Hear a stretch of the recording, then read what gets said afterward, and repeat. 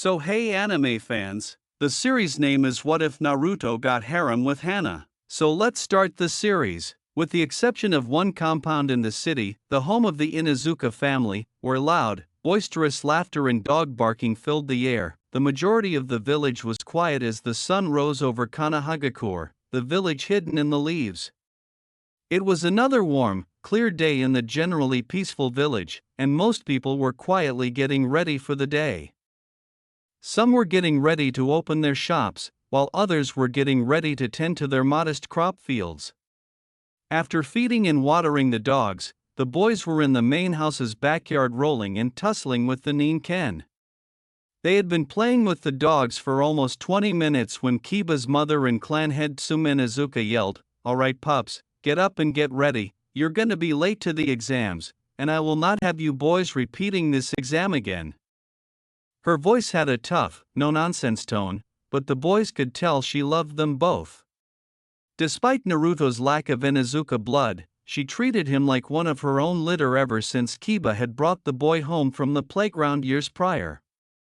Rewind. Sum was in the den of their home going over some papers for the clan and a report from the academy regarding her eldest child, Hana. With as much as she and Kiba tussled at home, she was happy to find it was only papers concerned about the 3 gray puppies that were her partners that seemed to enjoy sneaking under the teacher's desk and licking his toes instead of staying seated with their master, as he put it. Some was drawn from her papers by the loud bang of the front door being nearly thrown from its hinges and the loud shout of "Mom, I'm home and I have a new friend."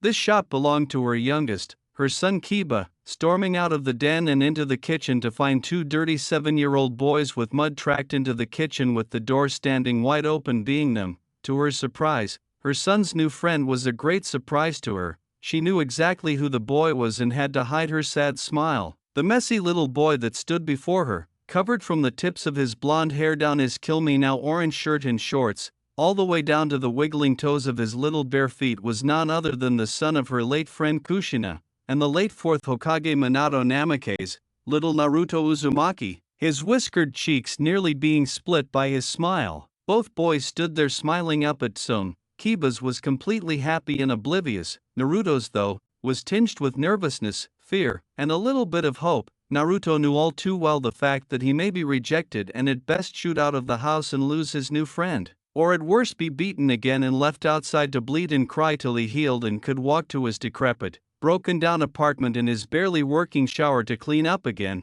To his great surprise, the tall, feral-looking woman before him simply shook her head before raising her voice at the boy beside him. "Boy, since when did I raise you to leave that door standing open and track mud through my kitchen?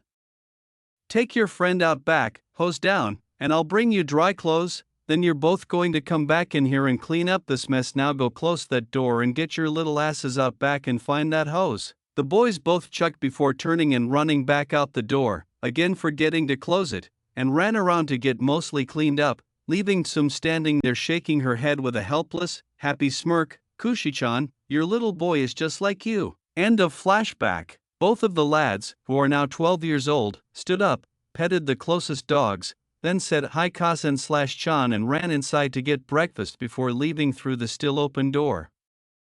Sum, once again, shook her head at her sons in frustration. After 15 minutes, there were around 45 cries of surprise and outrage at the school. In the back of the room, Naruto and Kiba sat with Akamaru on the desk between them. Skikamaru, the heir of the Nara clan, and Shoji, the heir of the Akamichi clan, were Naruto and Kiba's closest friends since they first met in the academy years ago. Shikamaru was sleeping at the moment, resting his head on his arms on the table, while Choji, in contrast to Shikamaru, was awake and chatting with the other two while contentedly munching his 4th bag of chips since arriving. As he considered Kiba's query, Naruto leaned back and gazed at the ceiling. "How do you guys think you're gonna do on the exam, guys?" But Choji swallowed his chips without pausing for more than the time it took. "I think we're all gonna make it. I'm more worried about what teams we're gonna be on," he said, putting another bag of chips in his mouth before extending the bag to Naruto. "This is as unmistakably Akamichi friendship as you will ever see. Naruto sat up, grabbed a couple of chips from the bag, and looked around at the other students in the room. I don't know, I really hope I pass. I know years ago I would have just yelled, I'm gonna make it and no one can stop me, Dada Bayo. And that would have been the end of it, but Tsumko-chan helped show me just how far behind I really was back there, he said, mouthing the chips as Akamaru yipped and nuzzled his arm. Thanks, he said. When the twin-ear killers, Ino Yamanaka and Sakura Haruno, ran and screamed into the room, they pushed themselves into the door side by side in their never-ending quest to sit next to their dreamy Sasuke-kun. After finally escaping the jam, both girls collapsed and scurried to reach the only available seat next to their heartthrob obsession. The boys disregarded this, having witnessed both girls obtain the seat over the years, and didn't seem to care about the now frequent occurrence. Shortly after, their teachers, Iruka and Mizuki, intervened to quiet the class using Iruka's master jutsu, the demon head jutsu, which made his head appear to grow enormous and gave him 10 times more vocal power. This was nothing new to the boys, but they eventually seemed to enjoy it because they found it amusing to not wake Shikamaru when the teachers entered and to let him jump whenever Iruka caught their attention. Needless to say, after Iruka's shout, the three already conscious boys were almost rolling at their now conscious friend who had flipped backwards in his chair in the back of the room. This made Iruka smirk and shake his head at the repeated prank. Before speaking to the class, Iruka cleared his throat and said, "Okay, before we get started, I want you all to know that I am proud of every single one of you, no matter how you come out of the final exam. It was my joy to teach most of you," giving the boys in the back of the room a sneer. Iruka continued by explaining how he and Mizuki would administer the final exam and what was expected of them before leaving to go to the next room, staying long enough to call out the first name in alphabetical order. As the day went on, students would return to the room either smiling with their new hitayate or in some sort of denial or depression and without one. This continued until Naruto was finally called down. His friends all cheered him on as he went down, and even the shy little Hinata wished him luck as he passed her on his way to the door. When he reached the other room, he saw that Iruka and Mizuki were sitting behind a table with many hitayate of different colors on it. Both teachers were holding clipboards and grinning at Naruto, but Naruto noticed that Mizuki's smile was forced and far from sincere. Iruka spoke up and pulled Naruto out of his observations, saying, "Okay Naruto, it's very simple. You just have to perform the 3 basic academy jutsu, you've passed everything else already, are you ready?" The Chunin both marked on their boards before Naruto performed the hench, changing into a perfect replica of his mother Tsum, who stood there with the exact feral smirk that was given when she knew she had won at something. Naruto then changed back to himself and gave off that same smirk before forming a cross sign and shouting out Kagebunshin no Jutsu before a large cloud of smoke filled the room and 9 shadow clones filled in behind the original, and all of them, including the real Naruto, stood there grinning like the cat that got the canary. "I'm sorry Naruto, but we cannot count that one," Mizuki said, and that smile lasted only as long as it took for his own smile to appear.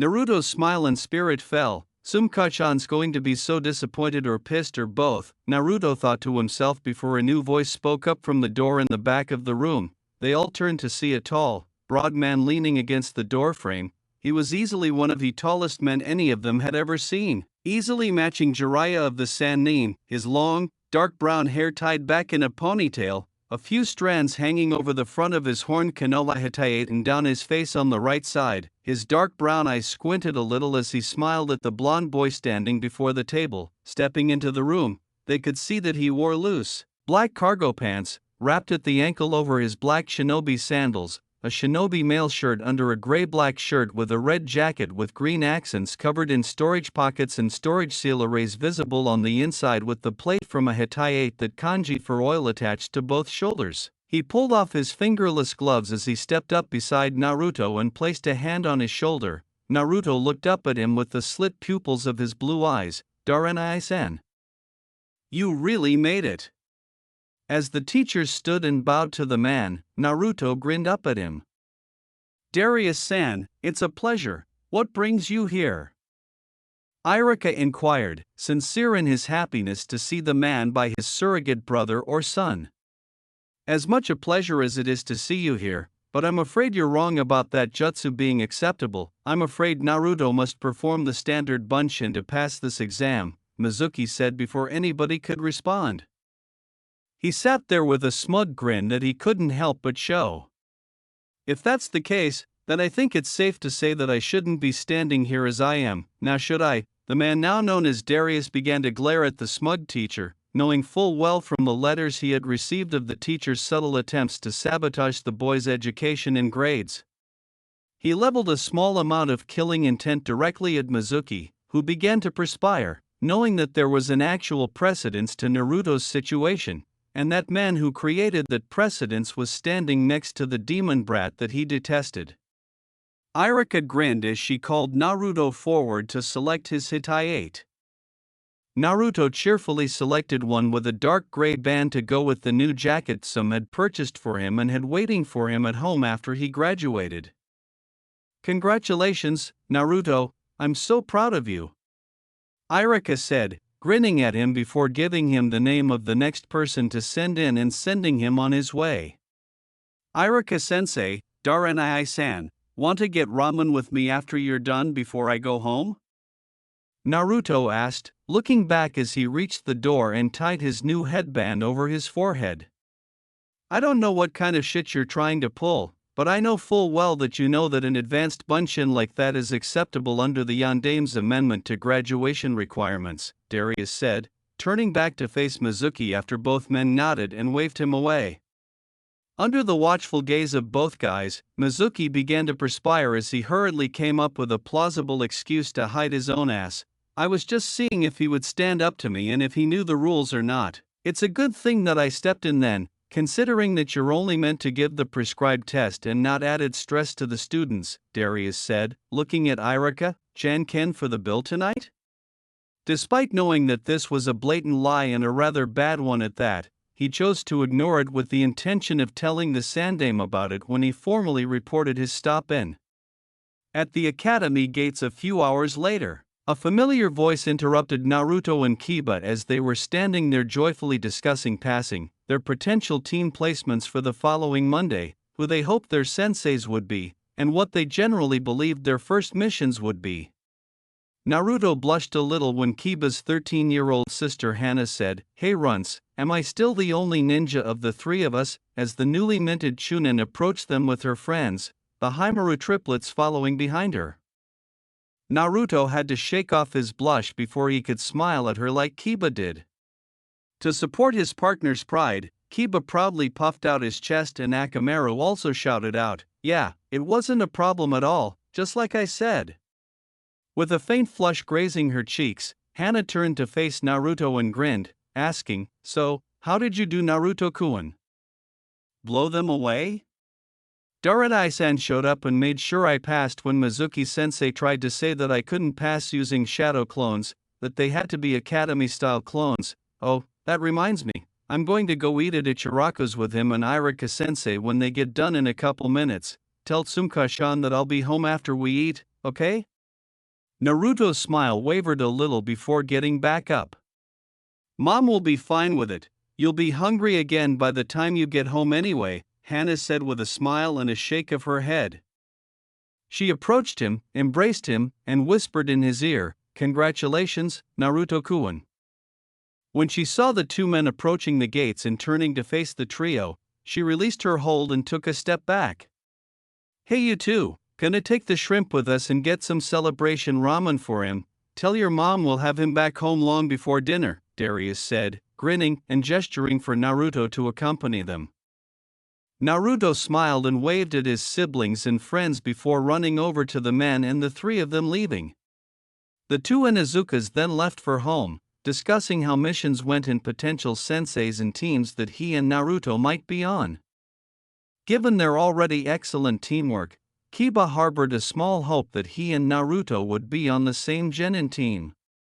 After an hour, outside of Ichiraku's, Naruto said goodbye to Darius and Iruka after he had had his fill and went home for the night. Iruka followed suit, so Darius went to the Hokage's office to finally inform him that he had arrived in town. He looked around as he went, noticing that people were not paying much attention as he made his way through the streets toward his destination, smiling as a few women and girls blushed and giggled as he passed, though none of them knew he was already spoken for. After a few minutes of travel, Darius finally arrived at the large oak doors that served as the entrance to the Hokage's office. He asked the secretary sitting next to the doors, "Is he in and available?" The middle-aged woman looked up, recognized him, and smiled before telling him he could enter. Darius knocked on the door and waited for permission before entering, only to find the Hokage behind two tall stacks of paper. "Ah, Darius-kun, I'm happy to see you. Is my student with you this time?" he asked. "I apologize, Master's not with me this time. He made sure that I came to see Naruto's graduation, which I'm glad I did. One of the instructors tried to deny him graduation," Darius remarked, stepping in and shutting the door before he sat down. He continued by telling Hiruzen what had transpired and what had been said. The elderly leader was furious about this and called upon his umbu. "Nico, Inu," said the pair, who knelt before him. "Inu, since you're leaving umbu at the end of the day, this will be my final request of you as an umbu. You two are to go pick up Mizuki, quietly, take him to Ibiki and Anko. It seems he's been actively trying to sabotage Naruto's education and potential career. Tell him to see if that's all that he's been up to." Dismissed, the pair disappeared before Hiruzen sighed slightly. "Sir, there's more that needs to be talked about. Master's network has picked up news that they have captured another Biju," Darius said, raising his head to address Hiruzen gravely. As the sun began to set, Hiruzen went to the window and gazed out over the hamlet. "Let's hope that they don't come for him before he can be trained," he said, emitting rings of smoke as he watched the sunset, bringing another day to a close. "Sir, there's more that needs to be talked about. Master's network has picked up news that they have captured another Biju," Darius said, raising his head to address Hiruzen gravely. As the sun began to set, Hiruzen went to the window and gazed out over the hamlet. "Let's hope that they don't come for him before he can be trained," he said, emitting rings of smoke as he watched the sunset, bringing another day to a close. XXXXXXXXX. The following morning, two boys who had been sleeping soundly fell from their beds onto each other on the floor after being violently roused by Hana's loud yelling for them to wake up and come down for breakfast. After a few minutes, the boys got up, dressed, and went downstairs to the kitchen, where they discovered Hana still grinning as she ate her breakfast. They were both wearing their new jackets that Sum had gotten them for graduation, and Naruto's was identical to Kiba's, but with the colors reversed and a red Uzumaki swirl on the left shoulder. In addition to the new coat, Naruto had on a pair of black shinobi cargo pants with taped ankles, black shinobi sandals, and a black sleeveless shirt with the same swirl on the front as his coat on the shoulder and his hitayate on his forehead, which held back his mess of blonde hair. As Hana joked, "If you two had been any longer, I'd have given Akamaru and the boys your food." The Ninkan all looked up from their bowls, assuming they might just get the food anyhow. However, this expression quickly vanished as the two boys quickly began eating, nearly putting it away before it was taken away. As if on cue, Kiba began to cough and pound his chest a few times before returning to his meal, and Hana just shook her head in response. "Calm down, I wasn't really you're gonna choke if you keep at it like that," Hana exclaimed as she saw this. Sum entered the kitchen holding a mug and said, "As much as I think you guys should hurry up, I have to agree with Hana. You need to get to team assignments soon, but you can't do that if you choke." Kiba scooped up a still-eating boy and startled Akamaru before leaving the door ajar and shouting, "By Kasan/Sumko-chan." Both boys chanted, "Hi," before completing their dishes and placing them in the sink before sprinting for the door. Ninja Academy of Konoha. The boys sat down and began complaining about stupid mothers and sisters tricking them. It turned out that Sum and Hana had set all the clocks ahead by 30 minutes and had a little fun with them. Needless to say, the boys had arrived plenty early. Kiba and Naruto broke through the door, gasping for air, hoping they wouldn't be late, only to find Iruka sitting at his desk with a perplexed expression on his face. Naruto, Kiba, Shikamaru, and Choji sat in the back as usual, watching the other students take their seats as the other students, ninja, actually filtered into the room for their team assignments. One student, the Hyuga heiress Hinata, kept looking up at the pair in the back as she moved to her seat. Kiba complained, "Man, I don't know how you do it. The one girl in the class that isn't all GAGA over the ducats has the hots for you of all people. Must be because you're blonde or something." It was well known that Kiba had a crush on Hinata, and Naruto knew it from the beginning when Kiba began talking about Hinata-chan when they got home from school one day. Naruto had gotten to know the shy girl, but he had never reciprocated her amorous behavior. He wouldn't deny that she was very attractive, kind, and funny when she would open up on the infrequent occasions. Naruto said, "I'm telling you, if you would just act normal for once, and just talk to her instead of clamming up and fuming when we talk, she might just like you in that way instead of me," while sitting with his fellow sleeper face down. After several more minutes of the same conversation, Iruka finally got up and used the notorious huge head jutsu to catch their attention. Naruto and Shikamaru both flipped backwards in their chairs in response. "Okay, let's get things started," they said. The Inuzuka residence. As Iruka delivered his lengthy, proud speech about being ninjas to the new genin, Darius sat at the kitchen table with Sum and Hiruzen. "You did well raising both of those boys to this point, Sum. I have no idea how you could handle them both," Darius said. Before taking a sip of his tea, Hiruzen said, "Yes, you have Sum. If they were like my boys, you had your hands full." Sum drank her coffee and recalled the day she was summoned to the council meeting. "Yeah, the pups are a handful plus 3. I'm just lucky that I was able to, that council damn near made that impossible to do," she said. Rewind. After being called to an emergency meeting by the elders, Sum and Kuramaru arrived at the council room. She went inside, nodded to the few people who were already there, and took a seat with Kuramaru by her side. When the other members of the council arrived and sat down, those who were not members of the ninja council noticed Kuramaru sitting next to Sum. Hiruzen then came and sat at the head of the room. The Hokage glanced around at the assembled members and then back at the three elders. He waited patiently for about 2 minutes, gradually beginning to reveal his intentions to kill after the first, until one of the civilians spoke up. "I'd really like to know what's so important that it called for calling this an emergency meeting. Would someone care to explain what's going on?" he asked. The man who spoke up was a recently appointed council member who had recently replaced his late father. He continued, unaware of appropriate etiquette when around ninja clan heads, "I am told that the Inuzuka clan has been sheltering him for the last week and a half already. We've heard word that someone has taken the boy in and is planning to adopt him. If I remember correctly, a law, passed by majority in this very council, forbade such an act." Hiruzen grinned to himself when he heard that someone wanted to help the young Naruto and was doing so. He turned to face the less intelligent civilians, who began to stare and glare at Sum as she seemed to just sit there and take it. On the inside, however, there was a different story. She was clearly furious, and Kuramaru sensed it.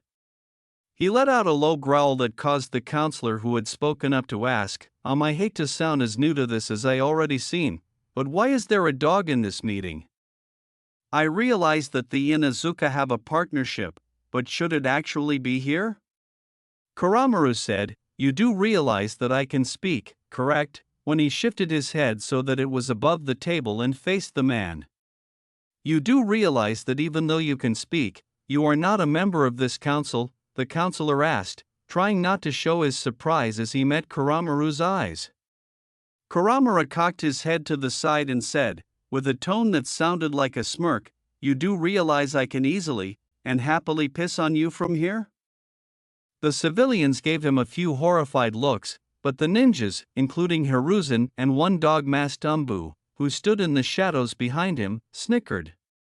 To answer your question though, due to the nature of the partnership between Nen and the humans of the Inuzuka pack, and I being the alpha and patriarch of the Nen in said pack, I am granted a seat on this council when it concerns matters that directly involve our clan as a whole. Now, with what you have just stated, I believe that this council meeting was brought up to bring up matters concerning our clan. Does that answer your questions? The ninjas, including Shikaku this time, all seemed to smirk at the completely bewildered expressions on the civilian side. Looking around, Hiruzen asked, is that even right? The Hokage nodded his head and said, very well then, coughing to clear his throat.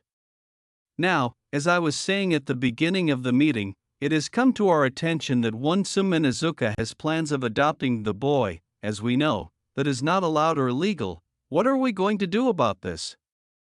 Hiruzen sat there wondering how the council members had learned about this, given that Sum had only that morning approached him about adopting Naruto into her clan. He had his ideas, and he glanced surreptitiously at Danzo, fairly certain that he had not disbanded his root organization as he had been ordered years ago.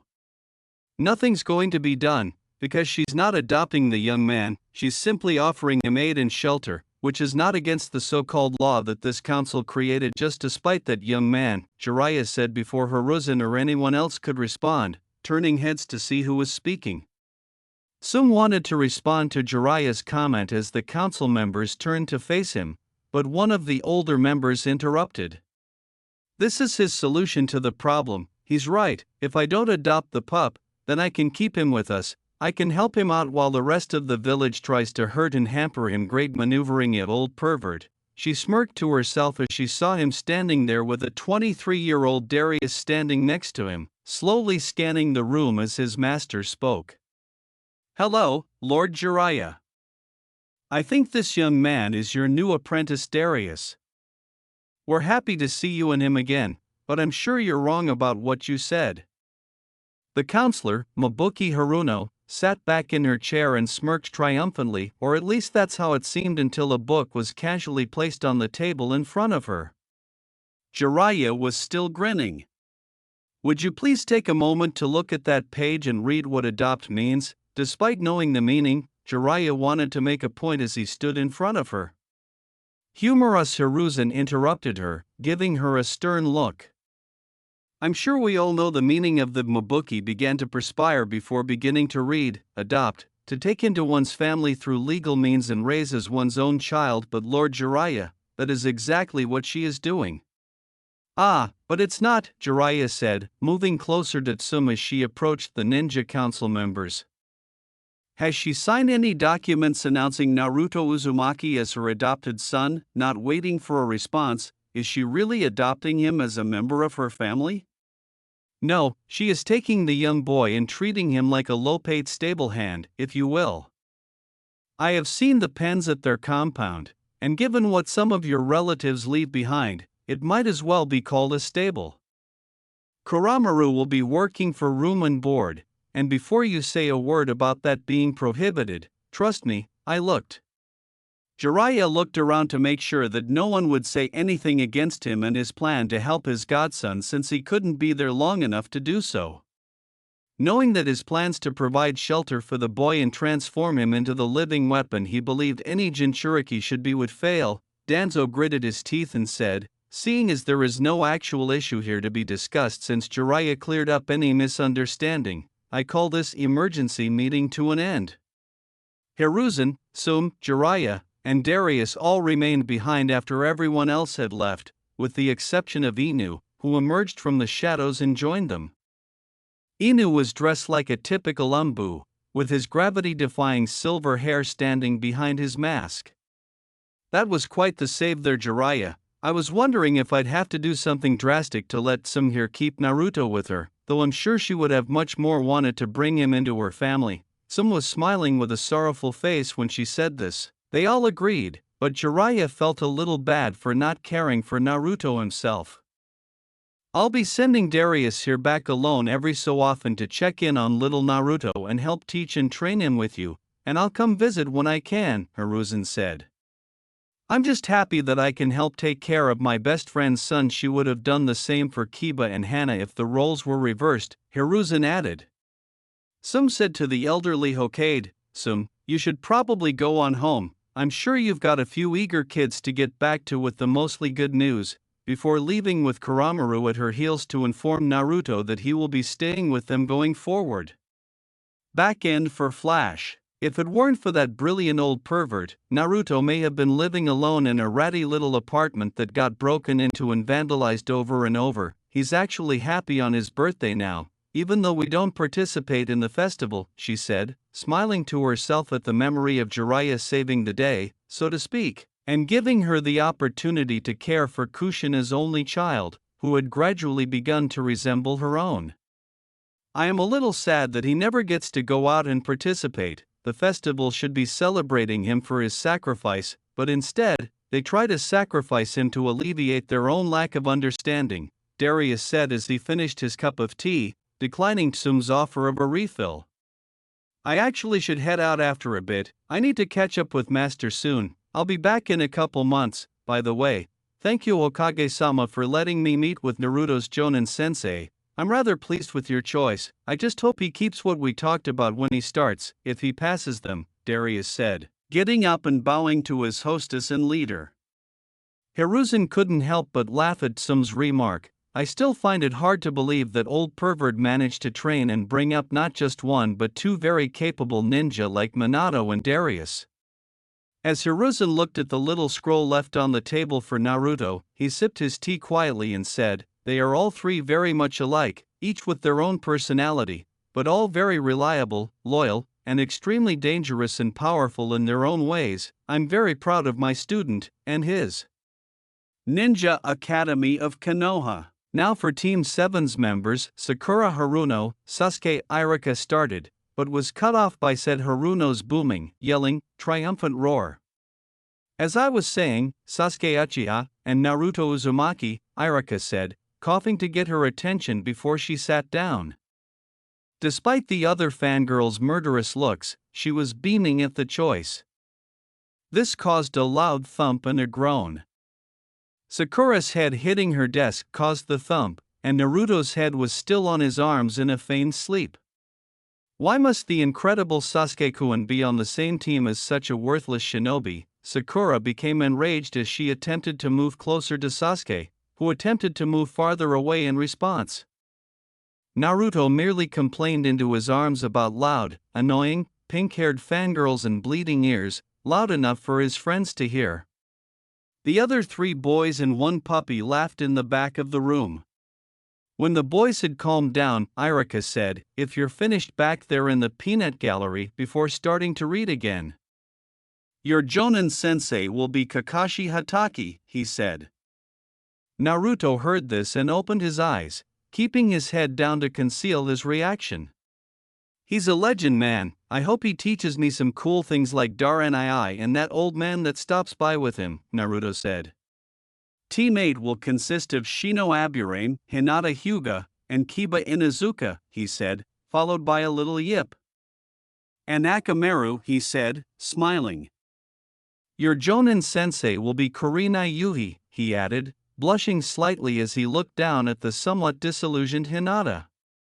Then, he felt his surrogate brother elbow him in the ribs and looked down to see him staring up at him with one eye. Kiba noticed the tiny smile that was visible on Naruto's side, and he gained his own self-assured smile in return. "Work on friendship first, maybe a little comforting support, then just be the way Hana and Tsunka-chan keep trying to get you act, you'll get her." Team 9 is still in rotation, so Team 10 will consist of Ino Yamanaka, Shikamaru Narada Troublesome and Shoji Akimichi. This earned another groan, this one being from the blonde in the class. "Your Jonin-sensei will be Asuma Saratobi," looking around at the class and seeing some of the new graduates moving to sit with their respective teams. Iruka continued on for a moment, "Your Jonin-senseis will come and gather you for your first team meeting soon. I just want to tell you all once more, just how proud I am of every single one of you, and that it has been one of my greatest honors to teach you all to this point. Listen to and learn from your senseis and each other, and I'm sure you will all go far and make the village as a whole proud of you all as well." After that, he bowed to them all, gathered his papers, and headed out just as a few of the senseis filed into the room and started to gather their new teams. After around 10 minutes, Kiba and Hinata were waving to Naruto as they left with their new sensei, leaving only Naruto, Sakura, and Sasuke in the room alone. Sakura trying her best to woo Sasuke in the middle row by the window, and Naruto, head still down as he sat in the back of the middle of the back row. They waited for an hour, then another, and as the third hour approached, the door opened to reveal a tall man with a hetaite covering one eye, a cloth mask covering the bottom of his face up to his nose, a standard jonin uniform, and gravity-defying silver hair. He looked around and said, "Team 7, getting nods, even from the head down." Naruto said, "My first impression of you all, I'm not impressed. Meet me on the roof in 10 minutes, before disappearing in a whirlpool of leaves." The three of them set out for the roof, where they discovered Kakashi sitting on a bench, reading a small orange book that Naruto knew was one that Tsum had banned from the house. Without looking up from his book, he gestured for them to sit on the benches in front of him. Sakura finally put his book aside, looked at them all, and waited for them to begin. "Okay, since we're going to be a team, we may as well go ahead and introduce ourselves to each other. Your likes, dislikes, dreams or goals," he said. "Why don't you get started for us, sensei?" "Okay, my name is Kakashi Hatake, I am your Jonin sensei, and I like a lot of things, don't have many dislikes, and my dreams I don't really want to share those." "Now, you're up, Pinky," Kakashi said, grinning before nodding and continuing.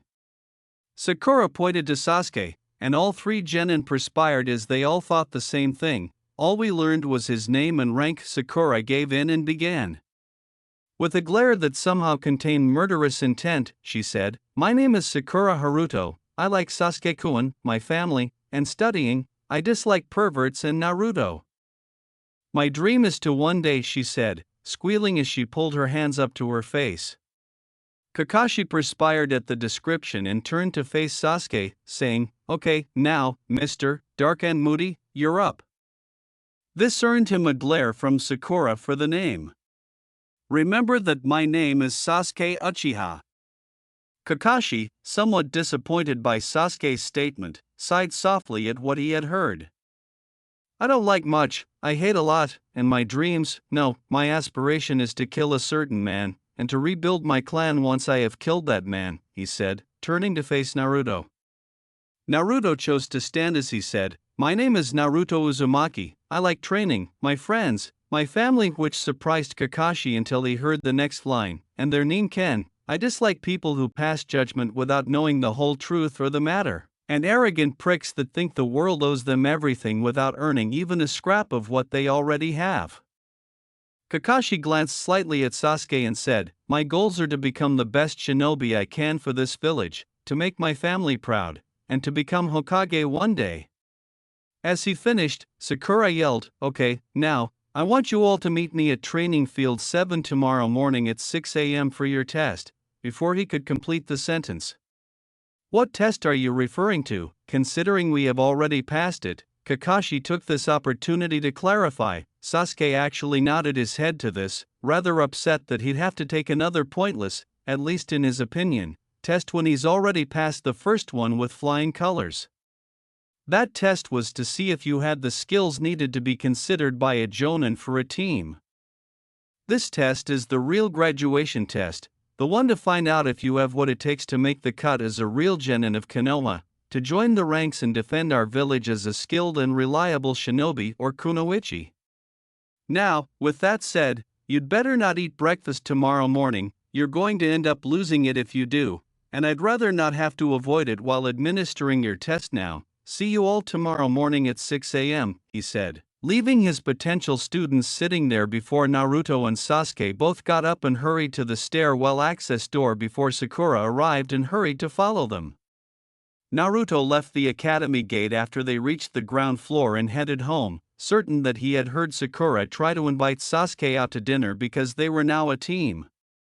As he was walking, he thought, now I get to let loose and stop hiding what Darenii and Tsumka-chan have taught me. A tiny smirk appeared on his face as he began to jog the remainder of the way home, eager for tomorrow to arrive. That test was to see if you had the skills needed to be considered by a jonin for a team. This test is the real graduation test, the one to find out if you have what it takes to make the cut as a real genin of Konoha, to join the ranks and defend our village as a skilled and reliable shinobi or kunoichi. Now, with that said, you'd better not eat breakfast tomorrow morning, you're going to end up losing it if you do, and I'd rather not have to avoid it while administering your test now. See you all tomorrow morning at 6 a.m., he said, leaving his potential students sitting there before Naruto and Sasuke both got up and hurried to the stairwell access door before Sakura arrived and hurried to follow them. Naruto left the academy gate after they reached the ground floor and headed home, certain that he had heard Sakura try to invite Sasuke out to dinner because they were now a team. As he was walking, he thought, now I get to let loose and stop hiding what Darenii and Tsumka-chan have taught me. A tiny smirk appeared on his face as he began to jog the remainder of the way home, eager for tomorrow to arrive. XXXX. Sensei warned us not to eat breakfast, Ka-chan. As Tsum placed a big plate in front of them, Naruto sat at the kitchen table with Kiba and Hana. Kiba and Hana eagerly tucked in, but Naruto gazed at her as though he were being instructed to ignore the Hokage himself. I'm urging you to clear that plate before you leave the house. Regardless of what he said, Tsum stood there looking down at Naruto, who was sitting there looking back up at her. After a minute, however, Naruto gave in and began eating. As expected, he quickly finished the entire plate before getting up and washing it later before hurrying to the door to put on his sandals and head off to the training grounds to take his real test. As Naruto ran off, Kiba and Hana followed shortly after. Tsum thought to herself, I wonder if that suggestion of Kakashi's was what I think it is. Tsum began washing dishes, feeling generous today because both Naruto and Kiba were going to be taking their team tests. XXXX. Naruto bounced along down the road as he made his way to the training field they had been told to meet it by their new sensei yesterday, ready and excited about the test. Looking around, he almost hoped he'd see more of his friends from the academy on the way to their tests but saw none so far. A small part of him secretly wanted to see Hana again away from the house. He wasn't sure why he wanted to see her or spend more time with her over the past year. But over the last couple months it had started getting stronger and stronger. He had even noted how good she looked wearing her swimsuit when they went swimming, or blushing when she'd wear shorts and a tank around the house in the afternoons when they were all home, or how his heart would beat harder when she leaned against him on the couch every now and then. Naruto had to shake those thoughts from his mind as he came up to the bridge over the stream on the edge of the training grounds. Noticing that Sasuke was already there brooding, Naruto walked up to him and leaned against the rail beside him. It was relatively peaceful for a few minutes until Sasuke Kuunn as Sakura hurried over to them and rather roughly shoved Naruto out of the way and nearly over the railing. Sasuke seemed unimpressed as well, letting out a low moan as he raised his finger to rub in his ear, wondering if the Harunos had a new bloodline limit that involved their voices and liquefying a person's brains from a distance. Sakura glared at Naruto as though he had spoken the most foolish thing ever, then turned back to Sasuke and fawned over him. You could have just got to the other side or at least asked me to move, she said. Sasuke-kun, are you excited? What do you anticipate the test to be? I'm confident that you'll pass it without any issues, so it doesn't really matter. Sakura continued to ramble on as Naruto moved over to the other side of the bridge and leaned forward over the rail, watching the fish calmly swimming and she shade the bridge cast upon the water below, enjoying the calming effect it had on him, even with the screaming banshee of a teammate behind him going on and on about the greatness of her Sasuke-kun. XXXX. After an hour of strolling through the streets of Konoha with one of her closest friends, Yugao, Hana decided to spend some time together and just unwind since they had none of the day's missions to complete. Although they were both strong, deadly, and capable kunoichi, they were still primarily teenage girls, so the topic of boys came up, and one name that Hana hadn't been expecting came up. What do you think, Hana, about Naruto? I know he's a year younger, But he's really cute. As Hana began to think about her surrogate brother, Yuga noticed the slight pink dusting on her cheeks. His sun-kissed blonde hair, his soft tan, and his deep blue eyes with their vertical slit pupils made her wonder if he might actually be a distant relative at times. She also recalled the times she had watched him train shirtless and the butterflies the image evoked inside her, the times she would secretly blush as she cuddled up to him on the couch at night after dinners when they were all unwinding, and the immense warmth his body provided, so much so that she never had to use the couch blanket when against him. Yugao's voice jolted her out of her daydreams. Before Hana responded, she observed the gentle blush transform into a deep, searing one and smirked almost maliciously as she gazed at her companion. "I guess you think a lot about him," she said. "What are you trying to say?" Her blush did not go away, but rather deepened as she considered the potential taboo of such a connection. As her buddy had said, "Naruto is like my brother, he lives in our home and treats me like his older sister, and Kiba is like his brother." "You have a crush on him, don't you? I guess that's why you're becoming a tomato since you just see him as your younger brother." When Hana began to consider it, Yugao's smirk turned to a smile as she glanced at her. "Could I actually have a crush on Naruto? Is that what is causing those feelings whenever I'm around him? Even so, what would Mom think? What would Naruto think? What if he hates me for this?" Hana nearly panicked as these thoughts raced through her mind, but Yugao interrupted her once more. "Isn't Naruto someone you truly like? It's okay, he may be younger than you, but he's also a very strong boy," she said in a tone that sounded like the sympathetic, helpful friend making a concerted effort to encourage Hana during a time of uncertainty and need. For Kami's sake, Jiraiya has been receiving assistance and instruction from his own apprentice, Darius-san. Furthermore, Naruto is not biologically related and is not even adopted, so what's bad if you like him? To give them some peace, Yugo escorted Hana into a nearby tea shop and sat down. As the waitress approached, took their orders, and left, I looked down at the table and said, "I'm not sure how I feel about Naruto, and I mean, I love him, but that's the family kind." "Well, if you're not interested in him in that way I could what," she began, but Hana interrupted her, glaring at her and revealing some murderous intent as she firmly said, "And oh." Yugo leaned back slightly, her face displaying a shocked expression at Hana's nearly violent outburst.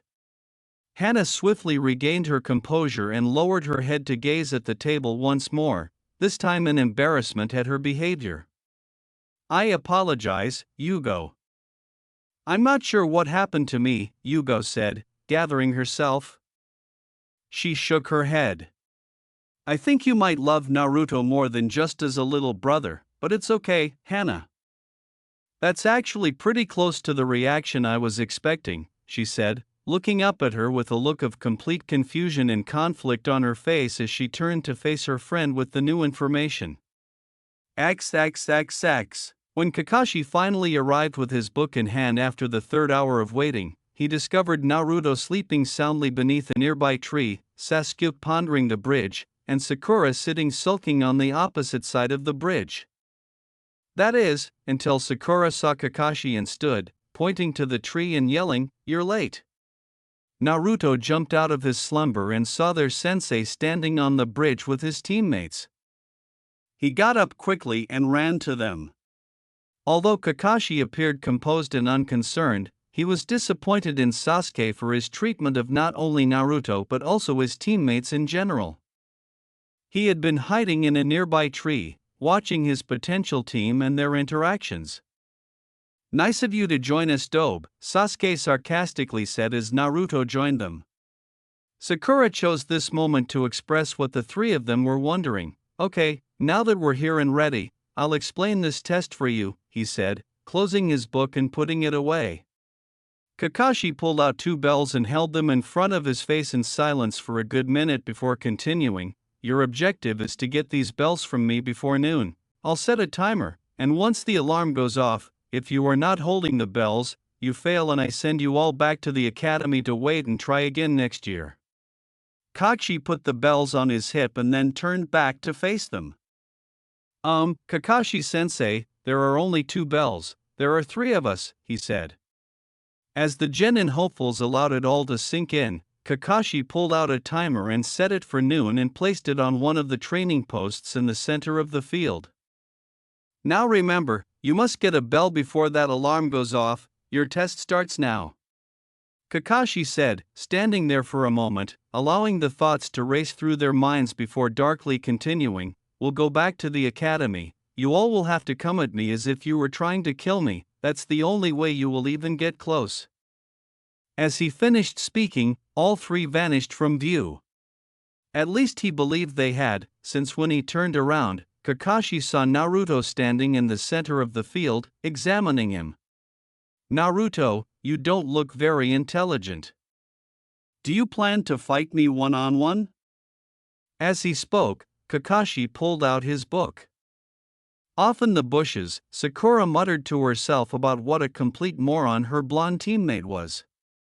Off in a tree across the field, Sasuke's thoughts echoed Sakura's, constantly thinking, it's normal for the dope to do something as simple-minded and stupid. As he spoke, Naruto drew a kunai and a handful of shuriken, keeping his eyes on the Jonin the entire time.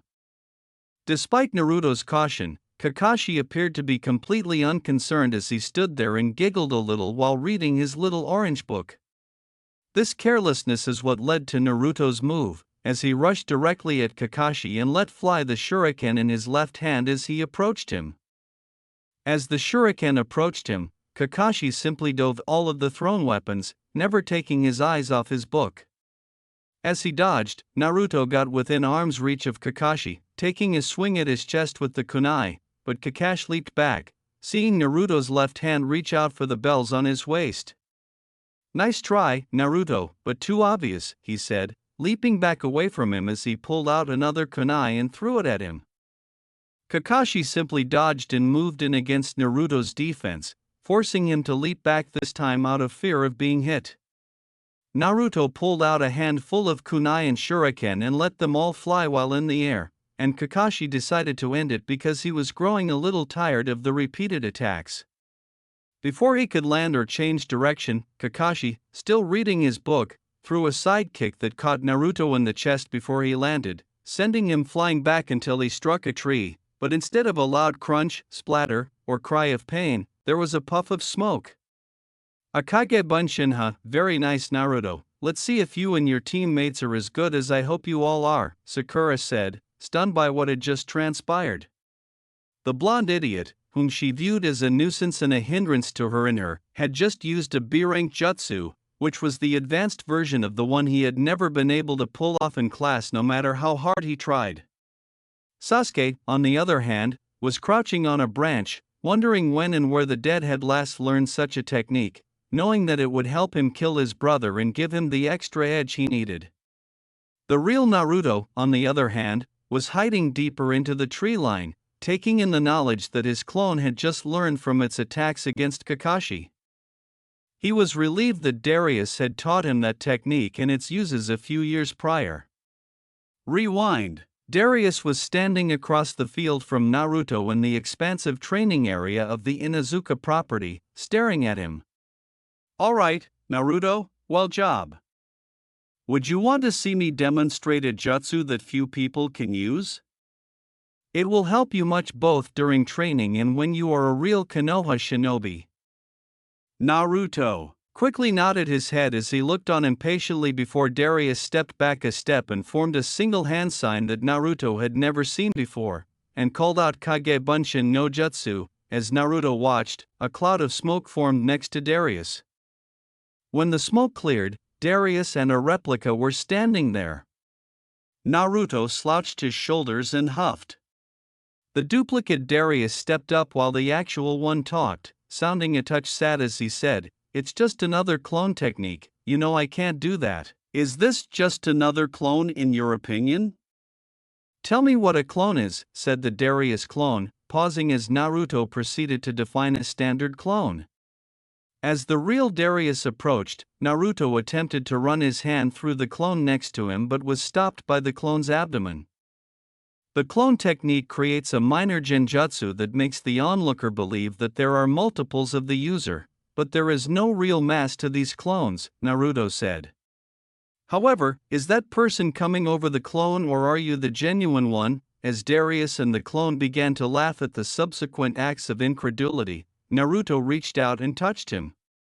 Naruto, the shadow clone technique is not like a standard clone, it creates a solid clone, one that can actually fight and cast right beside its caster. The big downside to this is the chakra cost. It takes an immense amount of chakra just to cast the jutsu, so much so that if any normal genin were to even attempt it, they'd die. Even if they managed to create one clone, you and I, though Naruto, are both blessed with extremely large chakra reserves, and I know that you can handle this. However, how would this benefit me in my training in future as a ninja, Daranai-san?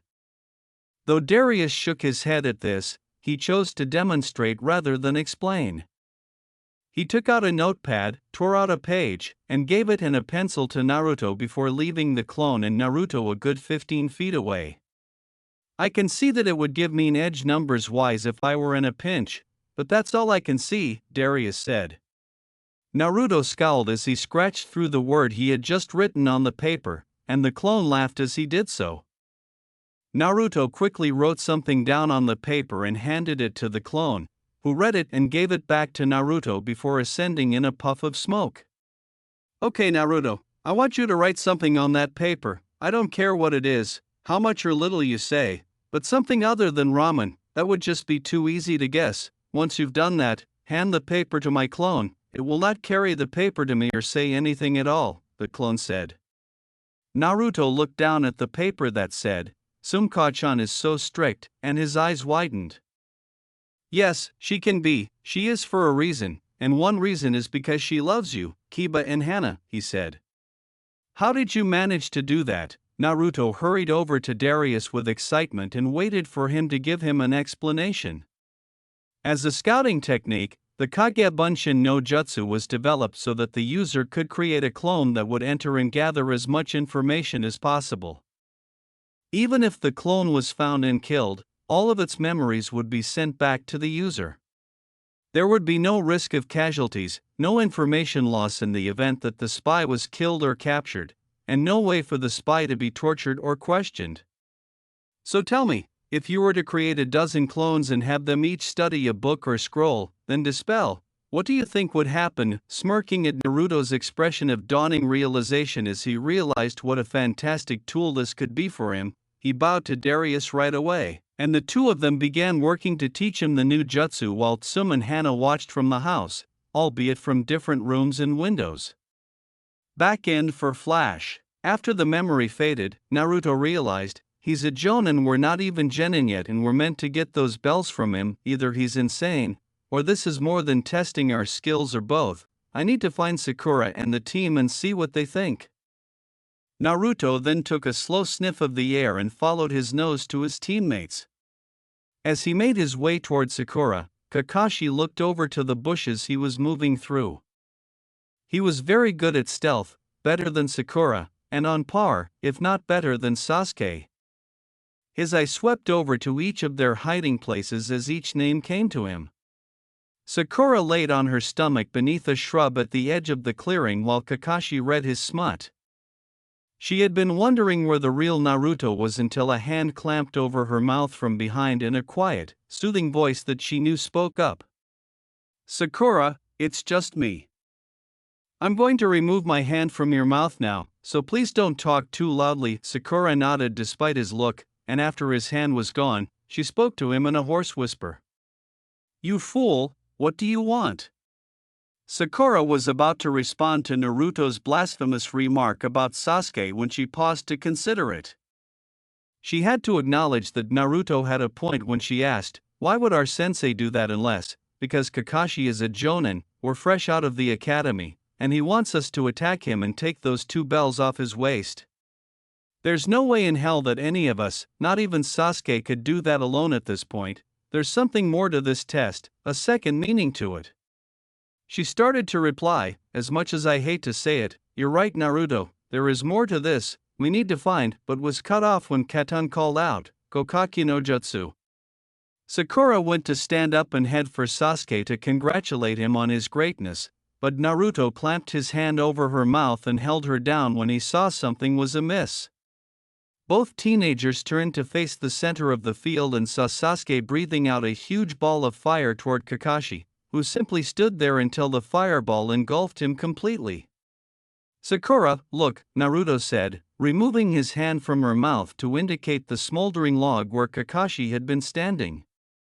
Sasuke also noticed this and began shouting to Kakashi from the trees. "You coward, come out and fight me. Stop treating me like a child and fight me in person." A pair of hands emerged from the earth before Sasuke could launch himself again, pulling him down to his neck until only his head was above the ground. "Doton, Shinju Zanshu no Jutsu," Kakashi said, rising from the ground and crouching in front of Sasuke as he began to speak to him. "Now Sasuke, why would I stand here and fight you face to face? We're ninja, not samurai, we fight from the shadows, rely on deception and trickery, we hardly ever stand face to face with our opponents, we strike from behind, above, the sides, and as you just learned, from below. We are not honorable. We are the ones that do the dirty work in this world. We do what we must to get the jobs done. You'd be wise to learn and accept that." Kachi then leaped away from Sasuke's head as half a dozen kunai struck just inches from Sasuke's face. "You fool!" Sasuke-kun may have been hit. When Naruto landed in the clearing, he sighed and hung his head. Then, he turned to see Kakashi approaching him with his book still in hand. "This sucks," he said, leaping back quickly. Naruto created a dozen shadow clones and began rushing Kakashi two at a time, the rushing clones holding kunai and attempting to cut the bell's cords while the remaining clones stood back and threw shuriken in an attempt to direct and limit Kakashi's movements. As each clone dispersed, another would rush in to replace the last until there was only one left, standing back with a pair of kunai in hand. "Kakashi-sensei, I'm going to get those bells." Hearing this after seeing Naruto using real strategy, albeit limited as it was, gave a small, hidden smile at the blonde before him. Naruto rushed at Kakashi, ready to swing, but then puffed into a cloud of smoke in his face, stopping for a second. Kakashi turned around to see a hole where Sasuke used to be, then was caught by surprise as a cry of Getsuga, as a pair of what looked like horizontal tornadoes burst through the cloud formed by the burst shadow clone. Kakashi's eye went wide in surprise, not expecting Naruto to pull a move or plan like this. As the move connected with Kakashi, there was a shower of splinters signaling that he had once again used substitution to avoid the attack, as Naruto and his clone landed, both holding a kunai in each hand since he didn't have the natural claws like Tsum, Hana, and Kiba did. They looked around as the wood splinters rained down around them for Kakashi until said Jonin quickly showed up behind the duo and stabbed the Naruto on the left only to receive a puff of smoke. Little to his surprise, the remaining Naruto got into a stance, ready to attack. Quickly charging in and laying out a barrage of slashes and stabs at Kakashi's midsection, Naruto started working his attacks toward Kakashi's hip, hoping to even chance cutting one or both of the cords. That hope was quickly removed as Kakashi suddenly disappeared from in front of him in mid-swing, causing Naruto to overbalance and stumble forward. As Naruto stood straight and looked around, Naruto finally figured out Kakashi was when he heard his sensei's voice speak up from low and behind him. "Goroshi Sennin. That boy is sneakier than I gave him credit for," Kakashi said, smirking slightly as he opened his book again and began to giggle after a moment. Kakashi had been squatted down behind Naruto with his hands held together around his book with the middle and index fingers of both hands placed together before ramming his hand upwards toward Naruto's posterior. However, Kakashi had expected Naruto to fly away from him instead. "Okay, he's dispelled the last of my clones. If I'm right, he's going to wait for us to come at him again instead of coming after us. I think I figured out what he's trying to get us to do," Naruto said, closing his eyes as he knelt down with Sakura and Sasuke in the trees a decent distance away. "And Dobe, what would that be?" as Sasuke frowned at Naruto, believing him to be a fool, yet he was still intrigued. Sakura thought about it for a moment before Sasuke surprised her by expressing exactly what she was thinking. "He wants us to work together, he wants us to be a team. It's just like Tsunka-chan always taught Kiba and I, a single wolf can take down a deer, but a pack of wolves can take down a bison, she said. So, what is the strategy? Kakashi was beginning to question whether the three would try again before the allotted time ran out when Naruto suddenly strolled out into the clearing in front of him with a pretty arrogant look on his face. You seem rather confident, Naruto. As he said, that's because I'm going to get those bells, Kakashi-sensei. Naruto pulled out a pair of kunai, spun them around on his fingers, and then made a wall clone. 2/3 of those 30 or so clones then hinged into Sasuke and Sakura, and all of the Narutos yelled together, "Let's go," and they all rushed in, fists and feet flying as the clones came in at Kakashi, who had actually put his book away by now. He blocked kicks by kicking at his shins, catching fists and spinning them away, or pulling them with the momentum and letting them collide with the attacker coming from the other side. This was just a workout for Kakashi, but he was really impressed with the attack plan. The clones began to thin until only one Naruto, Sakura, and Sasuke were left standing in front of him, all three of them perspiring and breathing a little heavily as the alarm went off. "Well, it looks like you did not pass. I guess I was wrong about you three," Kakashi said, letting go of his ready position and approaching the three genin hopefuls. Naruto grinned and held up the pair of bells that had been fastened to his waist. "I wouldn't say that just yet, Kakashi-sensei," he said. Kakashi rubbed his waist, wondering when they had received the bells before realizing that they had all disguised themselves with the clones.